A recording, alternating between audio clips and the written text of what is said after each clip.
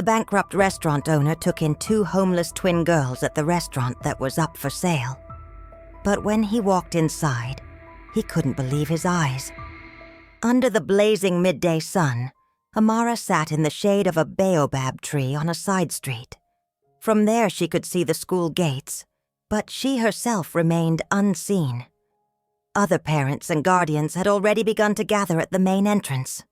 Elegant women in bright wraps, drivers with gleaming cars. Amara clenched the worn fabric of her dress and looked away. Better here, she thought. No need to draw attention. No need to hear the whispers or see those looks, pity or contempt. She was only 15, but the past few months had added 10 years to her. Her shoulders were heavy with the burden of caring for 2 lives. Her thoughts tangled between fear and hope. There has to be a way out. Something I'm missing. Some solution that could change everything. Amara! A familiar voice broke her reverie. Chinwe burst out of the school gates, full of her usual energy despite everything. Her uniform was spotless. Amara made sure of that, washing their only sets of clothes every night. No one at school must ever suspect. Sis! Look what I got. Chinwe waved her notebook proudly, a big red A glowing on the cover.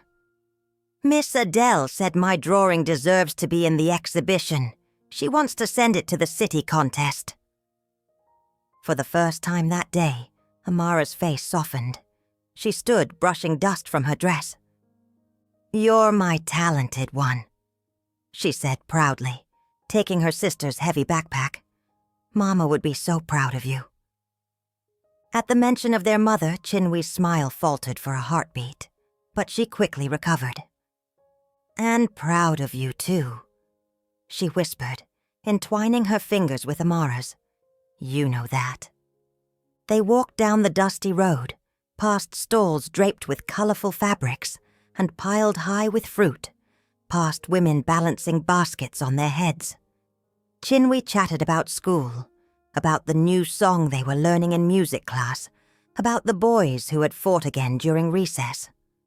Amara listened, nodded, asked questions, but part of her mind stayed alert, always scanning for danger, calculating the next step. Soon they reached Uncle Obina's restaurant. He wasn't their real uncle, but in their culture, respected elders were called that, and Obina had more than earned the title.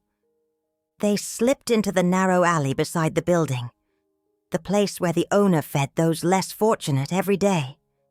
A few familiar faces were already waiting. Old Kwesi with his bad leg, young Adara with a baby in her arms, the teenage brothers who, like the girls, had no family left. Obina stood over a large pot, stirring fragrant stew. The smell of spices, tomatoes, and meat made Amara's stomach growl loudly. She pressed a hand to it, embarrassed. Ah, my young scholars, Obina boomed, his broad face breaking into a smile. How's school? Still top of the class? Yes, Uncle Obina, Amara replied. And thank you. We really appreciate. He interrupted with a raised hand. How many times must I say it? No thanks. It's a shame on our society that food goes to waste while children go hungry. Instead, tell me, what did you learn today? While Chinwe eagerly recounted her art news, Obina filled 2 bowls to the brim. More than he gave the others, Amara noticed, though she said nothing. Pride told her to refuse, but her sister's hunger was more important than pride. They sat on the low wall in the alley. Chinwe ate with gusto, and Amara felt warmth watching her. She ate slowly herself, stretching each spoonful, to make it last, to feel full, to hide how hungry she truly was. They had nearly finished when Obina came out of the kitchen and joined them. Usually he was cheerful, but today something in his face made Amara tense. The lines around his eyes were deeper, his shoulders slumped. Uncle Obina, she began carefully. Is something wrong? He was silent for a long time, staring at his calloused hands. Then he sighed heavily. Girls. I've always been honest with you. The restaurant. It's dying. Fewer customers every week, debts piling up. I've tried everything. Soon I'll have to close it and sell the building. The words fell between them like stones. Chinwe froze, spoon halfway to her mouth. Amara felt the chill spread through her chest. Number. Not this. Not now. This restaurant was more than a place to eat. It was stability in chaos. It was proof that not everyone was indifferent. It was 2 moments a day when they didn't have to think about hunger. Isn't there anything that can be done? Amara's voice trembled despite her effort to stay calm. Maybe there's a way to bring in more people. Obinna shook his head sadly. I've tried discounts. Tried a new menu. Put up ads. People just don't go to restaurants anymore. They're saving money, cooking at home. And I've got 3 children to feed, 1 in university. I can't keep running at a loss. Amara clenched her fists. A desperate resolve was growing inside her. Uncle Obinna, you helped us when no one else even looked our way. Let us help you. I can think of something. I studied hard. I've read about marketing. I ran our school's social media page. Let me try. Obinna looked at her with a mix of surprise and gentle sadness. You're a good girl, Amara. A kind soul. But what can a child do where grown men have failed? I don't know, she admitted. But I have to try. You gave us hope when we'd lost everything. Let us give you a little of it back. Chinwe suddenly came to life, gripping her sister's arm. We're smart. Amara's the smartest in class, and I can draw. We'll come up with something, won't we? Obinna looked at them for a long time, 2 thin girls with bright, determined eyes. Then his lips trembled into a faint smile. Your wish to help warms this old heart of mine, but I can't imagine how you possibly could. I've also been through losing everything, Amara said softly. I know what it's like to watch something you built for years fall apart, to feel powerless. I wouldn't wish that on anyone, especially not you. Her eyes filled with tears, but she didn't let them fall. Obinna was deeply moved. Tell me, he asked gently, how did 2 such good girls end up on the streets? Amara hesitated. They had never told their full story. It was too painful, too shameful. But Obinna had earned the truth. Our parents died 8 months ago, she began, her voice even and mechanical. Father had a motorcycle accident on his way home from work. Mama didn't survive the grief. Her heart was weak. 2 months later, she passed too. Chinwe pressed herself against her sister's shoulder, and Amara wrapped an arm around her waist. Aunt Ngozi, Father's sister, took us in. We hoped she'd take care of us, but she only wanted our parents' insurance money. When that ran out, she started saying we were a burden, that we should quit school and work. And when we refused... Amara swallowed hard. The memory was still too raw. One day we came back from school and found our things thrown out on the street. The door was locked. Aunt Ngozi shouted through the window that she never wanted to see us again, that we were ungrateful, and it was time we learned to survive on our own. But you're only 15, Obinna exclaimed, horrified. You're just children. How could she? We went to the police, Amara went on. They took us to a shelter. But they said there were no places for 2 together. They wanted to send me to one district and Chinwe to another.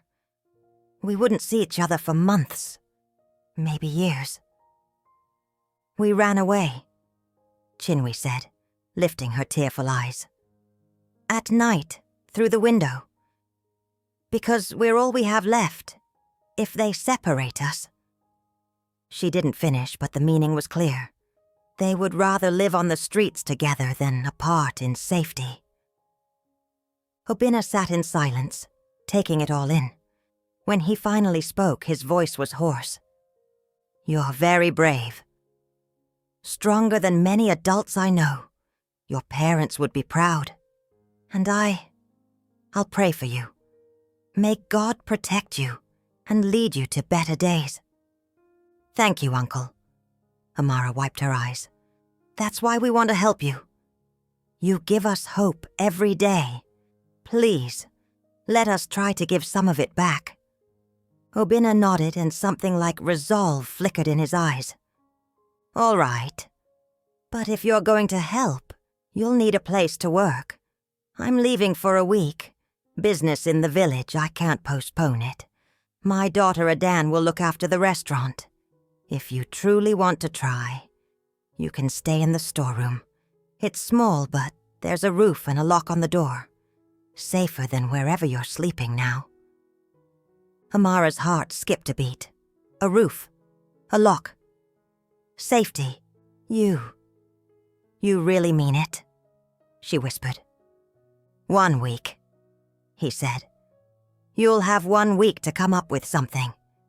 If you manage to bring in customers, I'll reconsider selling. If not, at least you'll be safe for 7 days. Warmth spread through Amara, a mix of gratitude, relief, and enormous responsibility. We won't let you down, she said firmly. I promise. If you're enjoying the story, leave a comment. Tell us where you're reading from, and see how far our stories can travel. The rest of the day passed in a haze. They gathered their few belongings from the abandoned building where they'd been hiding these past weeks. A tattered tent, 2 changes of clothes, and school supplies that Amara guarded like treasure. When the sun began to dip toward the horizon, they returned to the restaurant. The storeroom door was ajar, and inside awaited a surprise. On the floor, between boxes of supplies, lay a thin mattress neatly covered with a clean sheet. 2 pillows and a folded blanket stood beside it. On a crate nearby, 2 plates of steaming food waited, covered with cloth to keep them warm. "Good evening!" came a melodic voice. They turned and saw a young woman of about 20, wearing a bright yellow dress, her hair braided into intricate plaits. Her face was open and kind. "You must be Amara and Chinwe. Papa told me so much about you.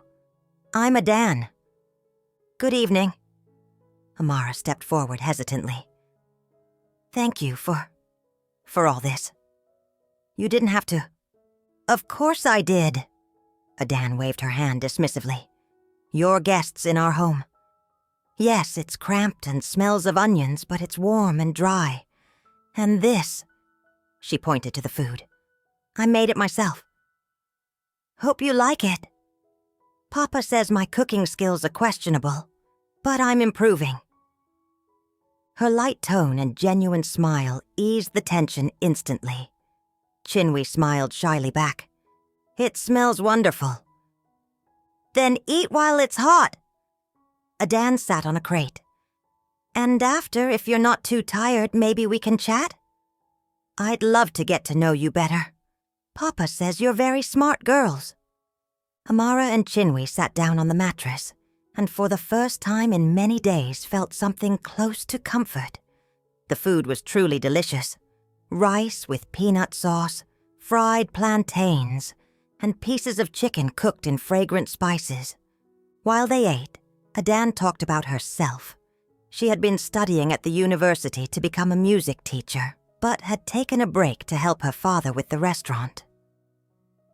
"I've always loved music," she said dreamily. "Singing, drumming, dancing. It's in our people's blood, isn't it? But Papa wanted me to have a stable profession, a music teacher. That was our compromise." Did you want to be a singer? Chinwe asked, her eyes lighting up with curiosity. I dreamed of it, Adan admitted, but it feels so far out of reach. How could a girl from a small restaurant family ever make it in the big world of music? But if you're truly talented, Amara began, then stopped herself. Who am I to talk about dreams? I don't even know if we'll still be alive tomorrow. Adan seemed to read her thoughts. She leaned forward, looking the girls straight in the eyes. Papa told me a little about your situation. Not the details. He respects your privacy, but enough for me to understand what you've been through. And I want you to know, you're safe here. I won't let anyone hurt you. Understand? Her voice was gentle, but there was steel beneath it. Amara felt something tight in her chest begin to loosen. Thank you, she whispered. We really appreciate that. Now then. Adan clapped her hands, her tone brightening. Tell me about this brilliant plan to save the restaurant. Papa says you've got ideas? Amara and Chinwe exchanged glances. The truth was, there wasn't a concrete plan yet, only desperate determination and a vague sense that they had to do something unusual. Something that would make people talk about the restaurant. Honestly, Amara began, I don't know yet. But I want to look around, study the place. It's character, I guess. What makes it special? To make good publicity, you have to know what you're selling. Adan nodded, clearly impressed. Smart thinking. Tomorrow morning I'll take Chinwe to school, and you can explore the place. No rush. Take all the time you need. Deal? Deal, Amara said, feeling a spark of hope. And thank you for trusting me. Don't let him down, Adan said simply as she stood. That restaurant is his whole life. He's poured his heart, soul, and every bit of savings into it. If he loses it... She didn't finish, but the meaning was clear. If Obinna lost the restaurant, he'd lose more than a business. He'd lose a part of himself. We know what that feels like, Chinwe said quietly. Losing everything. We won't let it happen again. After Adan left, the sisters were alone in the dim light of a single bulb. The storeroom was small, smelled of spices and grain. But to them, it was a palace. A mattress, Amara, Chinwe whispered in awe. A real mattress. Not dirt, not cold concrete. I know. Amara lay down beside her sister, feeling her muscles finally begin to relax. It's almost like home. Do you think we can really do it? Chinwe turned on her side, looking at her. Save the restaurant. I don't know, Amara admitted honestly.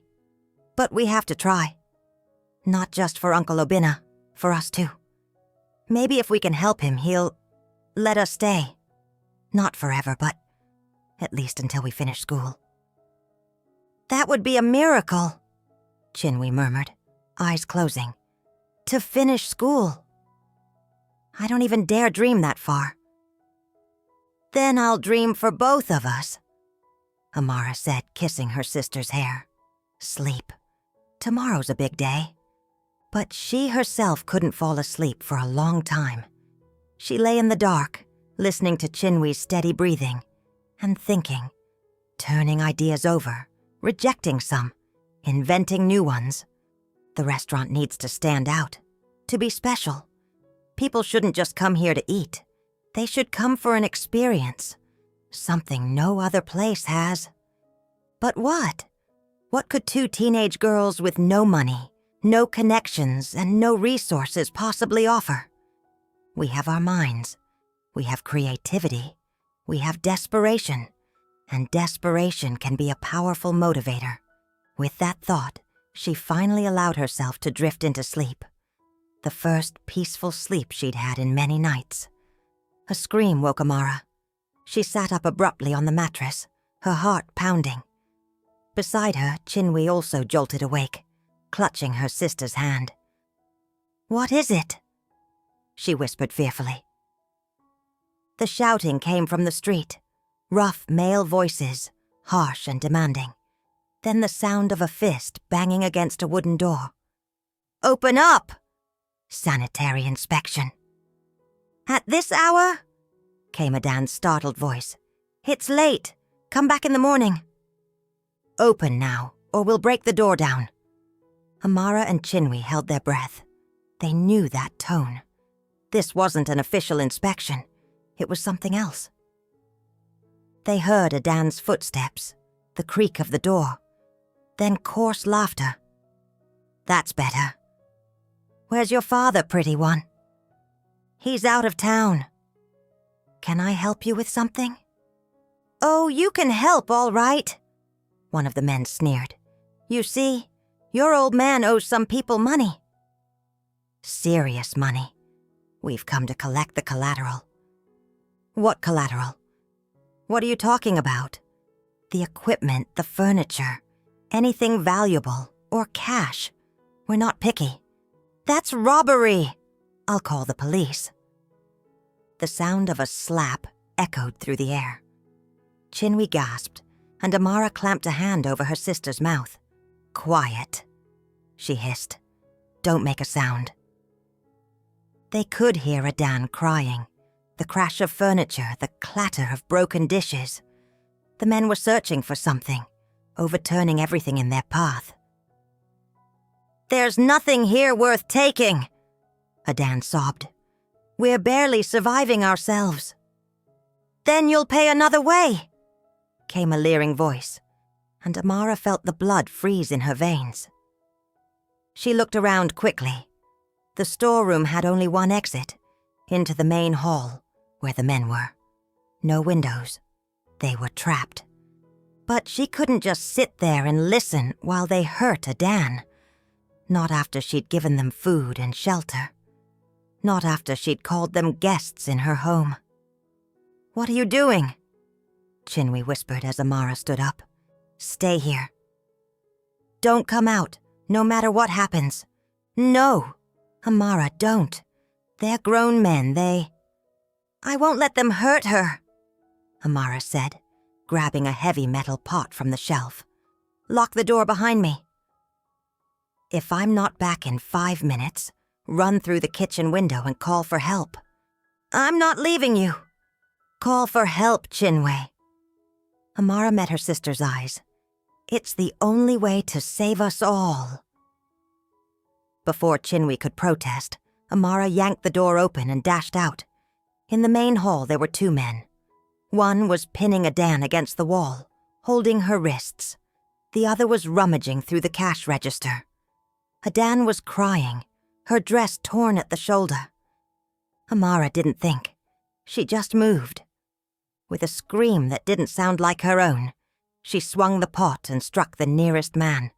The blow was clumsy, glancing off his shoulder, but it caught him off guard.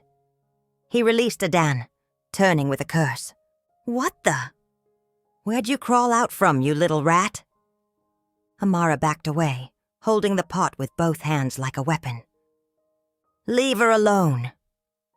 The man laughed, low and menacing. "Well, look what we've got here. A hero. You have any idea who you're messing with?" The second man abandoned the register and started toward her. Amara retreated until her back hit the wall. Stupid. This was so stupid. What was I even thinking? And then something unexpected happened. The front door burst open with a crash, and a tall man in a security uniform filled the doorway, baton raised. "Police! Hands on your heads!" The attackers froze. For one long heartbeat, no one moved. Then they bolted toward the back door, shoving each other, and disappeared into the night. The guard ran after them, but stopped at the threshold, clearly deciding that chasing them into the darkness was too risky. He turned back to the shaken women. "Is everyone okay?" Anyone hurt? Adan slid down the wall, covering her mouth with a trembling hand to stifle her sobs. Amara dropped the pot and rushed to her. "Miss Adan, I'm sorry, I shouldn't have. I made things worse. They got angrier.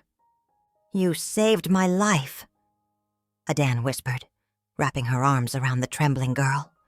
"You foolish, reckless, brave girl. You saved my life." The guard turned out to be a neighbor who'd heard the noise. He called the real police, and the next hour passed in a blur of questions, statements, and reports. When everyone had finally left, and the door was locked with every bolt and latch available, 3 females, 1 young woman, and 2 teenage girls sat among the wreckage, trying to piece themselves back together. "Papa mustn't find out," Adan said firmly. "He already has enough to worry about. We'll clean up, fix what's broken, and he'll never know." "But those men, they mentioned a debt," Amara frowned. "What was that about?" "Loan sharks," Adan said bitterly. "Papa borrowed money when business got bad. Thought he could pay it back. But the interest grew faster than the profits. Now they're demanding the impossible." "How much?" Amara asked. Adan named the amount. It was a huge sum for ordinary people, but not unreachable. Not hopeless. If the restaurant started making money. If we could bring in enough customers. An idea began to form in Amara's mind. Bold, maybe even crazy. But it was something. "We have 6 days," she said aloud. 6 days to make this restaurant so popular that the money starts flowing in. Maybe not a flood, but at least a stream. Enough to prove this business is worth saving. "Amara." Adan shook her head slowly. "You do realize that's almost impossible, don't you? We're not talking about a few extra customers. We'd need a miracle." "Then we'll create a miracle," Amara said, her voice edged with steel. "You can sing, right?" "You were talking about music." "Well, yes, but..." "And Chinwe can draw." "I know a bit about advertising and social media. We have everything we need." She didn't know where this sudden confidence came from. Maybe from desperation. Maybe from knowing they had nothing left to lose. Or maybe from the memory of her parents, who had taught her, never give up, even when hope seems gone. Chinwe emerged from the storeroom where she'd hidden during the chaos. Her face was pale but determined. "I'll help too," she declared. "Any way I can." Adan looked at them, 2 thin girls with blazing eyes and lifted chins, and for the first time that terrible night, she smiled. "All right," she said. "Let's try. But in the morning, for now, we all need sleep. Tomorrow we start saving the world." Morning brought new energy. Adan took Chinwe to school, while Amara stayed behind to study the restaurant with a notebook in hand. She walked from table to table, examined the menu, checked the kitchen equipment, stepped outside to view the building as a potential customer might. The restaurant was ordinary. Not bad, but not special either. A small dining room, wooden tables, faded photos of dishes on the walls. Nothing that caught the eye. Nothing that lingered in the mind or made you want to come in. It needs a spark. Something unique. Her gaze fell on an old chalkboard by the entrance, where the words, "Welcome," were faintly scrawled in chalk. It was big, clearly once used for announcing specials, but had long been neglected. What if? An idea began to take shape, not fully formed yet, but promising. When Adan returned, Amara was already waiting, eyes bright with excitement. "I have an idea," she began. "We need to make visiting the restaurant an experience. Something interactive, so people don't just come to eat, they come to participate, in something fun. Participate in what? Adan asked, intrigued. A game, Amara said. What if a customer orders a mystery dish? We pick something from the menu without telling them what it is. They taste it and have to guess the name. If they get it right, the dish is free, plus a complimentary drink. Adan bit her lip, thinking. That's interesting, but isn't it risky? We could lose money if too many people guess correctly. How many dishes can someone really identify from one taste? Amara counted. Most will guess wrong, and those who win will be so thrilled they'll tell everyone they know. Word of mouth, the best kind of advertisement. And it would create excitement. Adan nodded slowly. People love games. The chance to win something. Amara, this might actually work. She threw her arms around the girl, laughing. Both of them caught up in the sudden rush of hope. Then we start today, Amara said decisively. I'll write the announcement on the chalkboard. Big, colorful, eye-catching. And you cook and watch what happens. The next hour she spent working over the chalkboard, using Chinwee's set of colored chalks from school to draw bright letters and playful illustrations. The taste game. Order a mystery dish. Guess the name. Eat for free. Guess wrong? Pay and enjoy anyway. Try your luck. She added doodles of forks, plates, and question marks. It looked cheerful, dynamic, and intriguing. When they set the board outside the entrance, there was nothing to do but wait. Adan fidgeted in the kitchen, rearranging plates. Amara sat by the window watching the passers-by. Many slowed down to read the sign. Some laughed. Some shook their heads and moved on. And then, the first customer stopped, looked at the sign, looked at the door, and stepped inside. Amara leapt to her feet. Miss Adan! A customer. He was a young man in an office shirt, clearly on his lunch break. He smiled, intrigued. So this game, it's real? Absolutely, Adan said, summoning a confident tone. I'll prepare a random dish from the menu. You taste it and tell us what you think it is. One chance. If you're right, your meal and drink are free. And if I'm wrong? He asked, amused. She named the price of a regular lunch. The man shrugged. All right, sounds fun. Let's do it. Adan disappeared into the kitchen. Amara stayed with the customer, who looked around the room curiously. Do you work here? He asked her. You're just a kid. I'm helping out, Amara said carefully. The restaurant's owner is a good man. He deserves success. Well, the idea's definitely creative.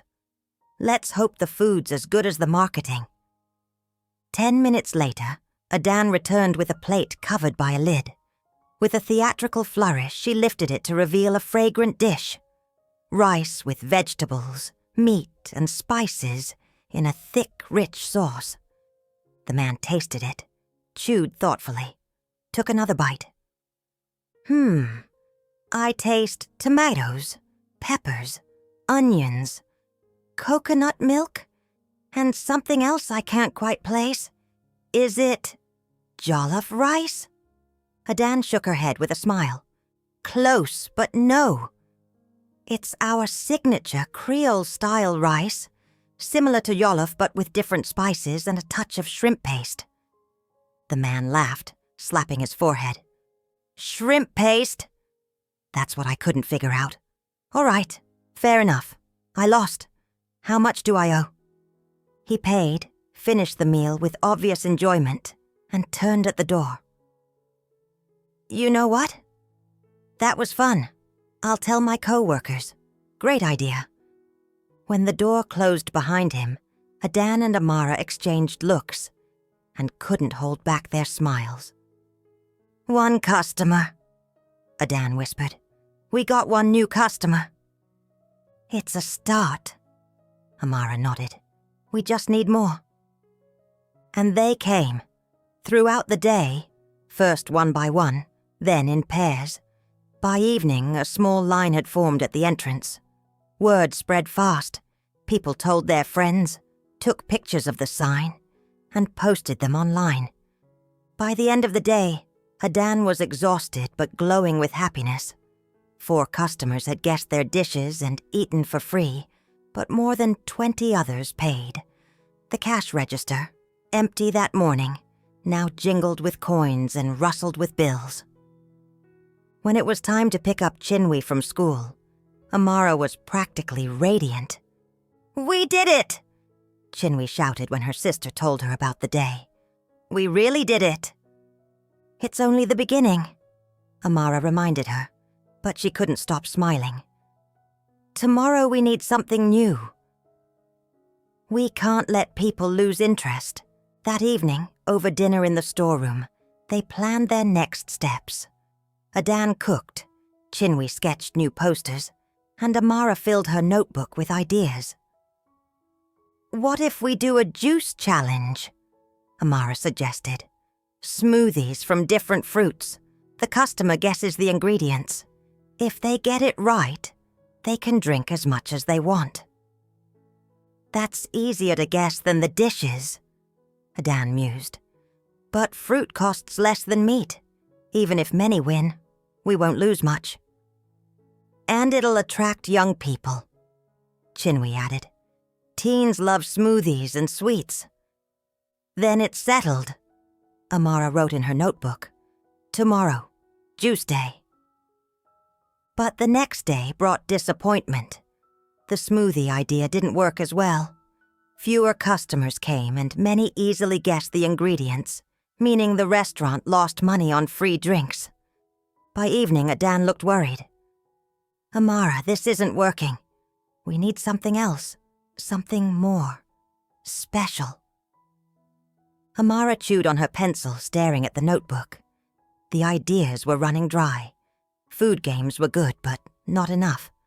They needed something that would make the restaurant truly unique.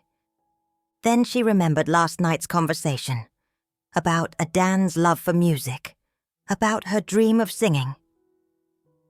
"Miss Adan," she began slowly, "you really can sing, right?" Adan looked up, startled. "Well, people have said so.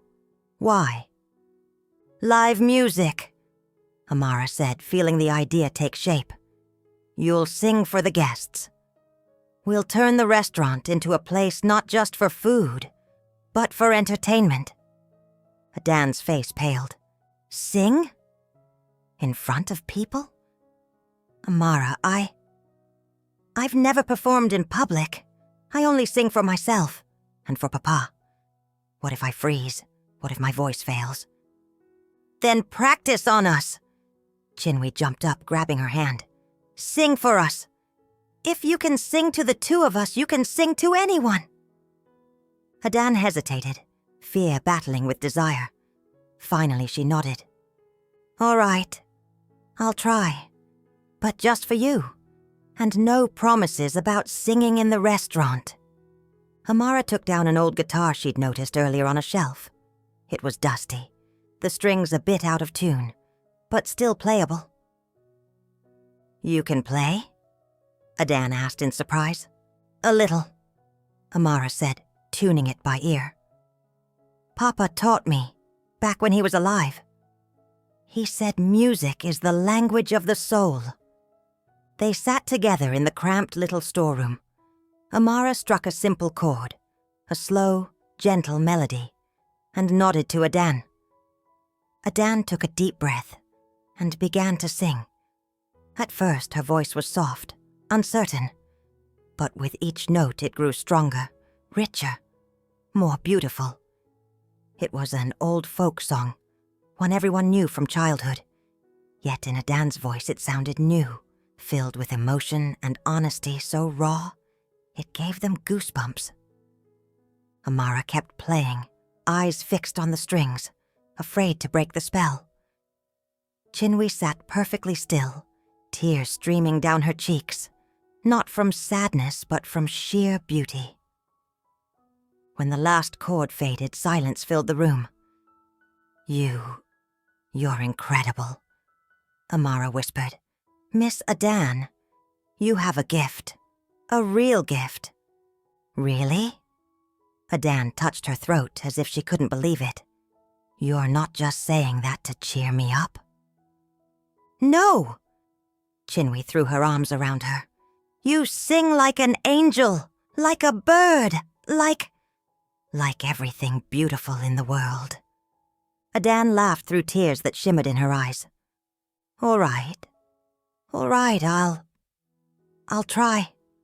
Tomorrow. I'll sing at the restaurant. Just one evening. We'll see what happens." The next morning was spent in preparation. Chinwe drew a big, colorful poster. "Evening of Live Music. Dinner with songs by Adan. Guess the song title. Get a free dessert." Amara took a photo of the poster with Adan's old phone and posted it in local social media groups. She wrote a short, intriguing caption. "You haven't heard a voice like this before. Come and see for yourself." During the day, they built a makeshift stage out of wooden fruit crates, draping them with bright fabric. Chinwe hung paper garlands she'd cut out herself. It looked simple but festive. Amara tuned the guitar and checked the sound. Adan rehearsed in the kitchen, humming to calm her nerves. By evening, when the doors opened, the air inside was buzzing with anticipation, and people came. At first a few, then more. By 7 o'clock, almost every table was filled, something that hadn't happened in months. Amara and Chinwe worked tirelessly, taking orders, serving food, clearing tables. They moved in sync like a well-rehearsed team, communicating without words. When the clock struck 8, Adan stepped onto the makeshift stage. She wore her best dress, bright red with gold embroidery, her hair adorned with beads. In her hand was a microphone they'd borrowed from the electronics shop next door. The room fell silent. "Good evening," Adan began, her voice trembling. "Thank you for coming. This is my first time performing in front of an audience, so please be kind." Someone in the crowd clapped encouragingly. She gave a small, nervous smile. Amara struck the first chord, and Adan began to sing.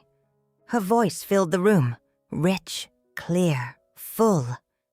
She sang songs everyone knew, about love, about home, about hope.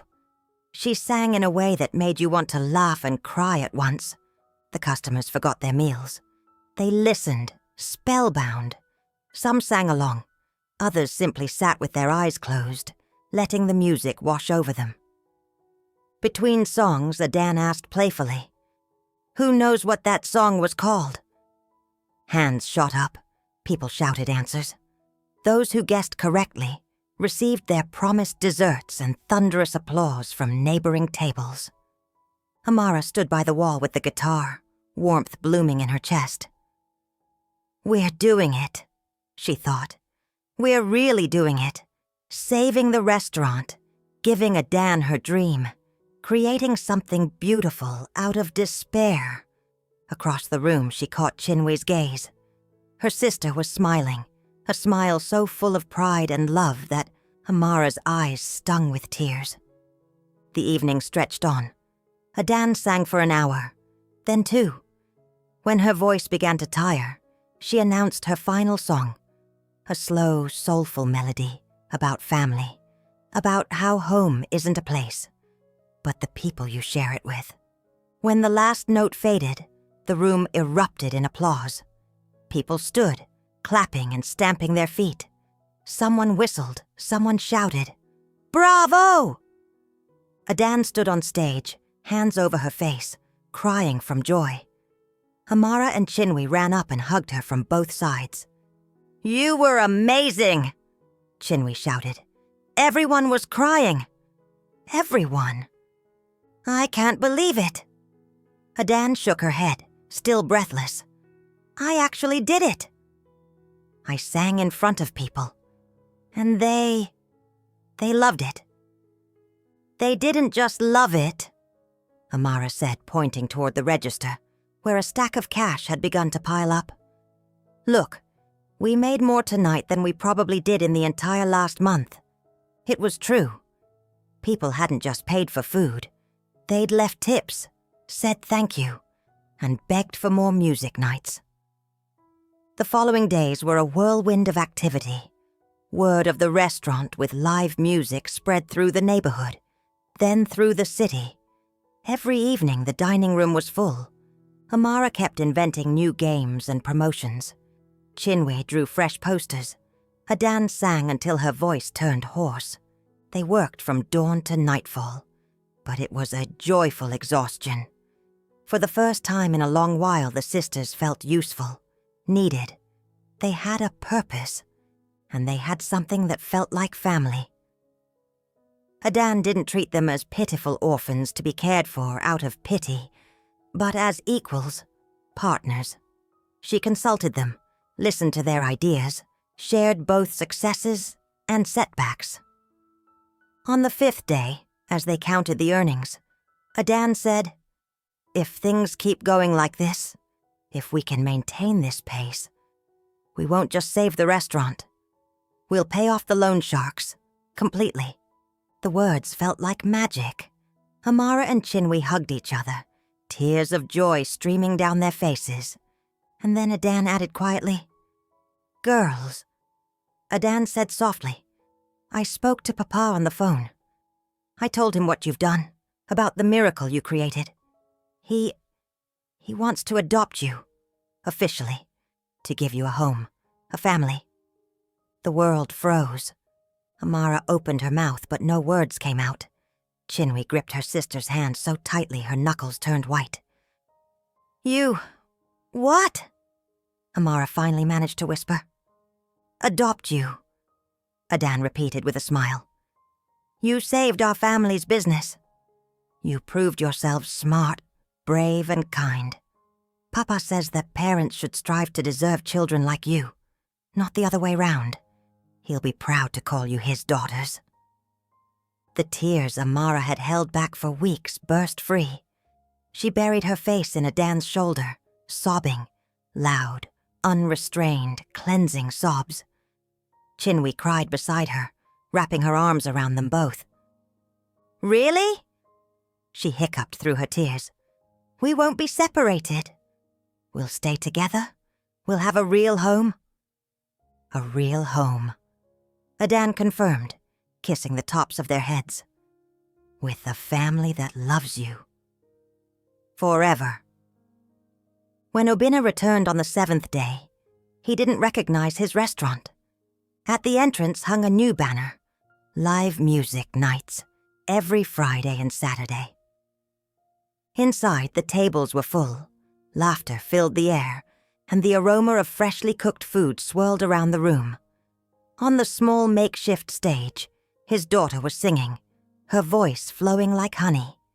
Behind the counter stood a slender girl in an oversized apron, taking an order with professional confidence. Another, her mirror image, carried plates between tables, smiling at customers. Obinna stopped in the doorway, unable to believe his eyes. Amara spotted him first. She darted out from behind the counter and ran to him. "Uncle Obinna, you're back." He hugged her, then Chinwe, who immediately ran over. Then he looked around, at his daughter on stage, at the full dining room, at the register overflowing with cash. What have you done?" he whispered. This is a miracle." "Not a miracle," Amara said, shaking her head. "Just a little creativity, a lot of hard work, and your faith in us." Obinna wept, for the first time in many years. The customers saw, but no one laughed, because everyone in that room understood those were tears of joy, and they knew their worth. When the night ended and the last guest left, the family, because that's what they were now, a family, sat together in the empty hall. Obinna took a folder from his bag and placed it on the table. "Adoption papers," he said simply. "If you agree. If you want to become my daughters not just in words, but in law." Amara and Chinwe stared at the papers, afraid to touch them, as if the moment might vanish like a dream. "What if we turn out to be bad daughters?" Amara asked quietly. "What if we disappoint you?" Obinna took her hands in his large calloused palms. "My child, you've already proven more than anyone could ask. You're smart, brave, kind. You protected your sister, saved our restaurant, gave me hope when I had none. How could I ask for more? And you, Chinwe," he turned to the younger twin, "with your talent, your joy, your light. Both of you are blessings. I'll spend the rest of my life trying to be the father you deserve." Chinwe couldn't hold back anymore. She threw her arms around his neck, sobbing. Amara joined her, and then Adan wrapped them all in her embrace. They sat there, tangled together, crying, laughing, happy. When the tears finally dried, Obinna signed the papers. Then he reached for another folder. "Certificate of ownership," he announced. "The restaurant is no longer for sale. It stays with us, with our family." He took down the old sign from the wall, the one that simply had the restaurant's name, and hung up a new one he'd ordered in advance. The Three Sisters Restaurant. Food, music, family. "Three sisters," he explained. "Adan, Amara, and Chinwe. The three of you saved this place. Now it belongs to all of us." 2 years later, Amara and Chinwe were 17. They had both graduated from school with honors, top of their class, and scholarships to university. The Three Sisters Restaurant had become a neighborhood legend, then a citywide sensation. 2 new branches had opened. Obinna ran the kitchen, Adan performed on stage, Amara managed marketing and strategy, and Chinwe designed all the visual branding. It was a true family enterprise, built on love, creativity, and faith in one another. In the house they bought together, photos hung on the walls. Among them, an old picture of the twins' parents. Obinna had insisted it take a place of honor. "They gave you life and raised you," he said. "I just carried their work forward. We're one family, the living and the gone."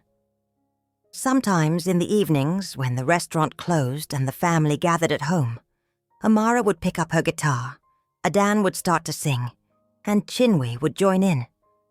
Obinna would sit with his eyes closed, smiling. It was a life none of them could have imagined 2 years earlier. A life built from ruins, tears, and despair, transformed into something beautiful. A reminder that even in the darkest moments, when it feels like there's no hope left, hope still exists. You just have to keep going. Hold your sister's hand. Believe that tomorrow can be better.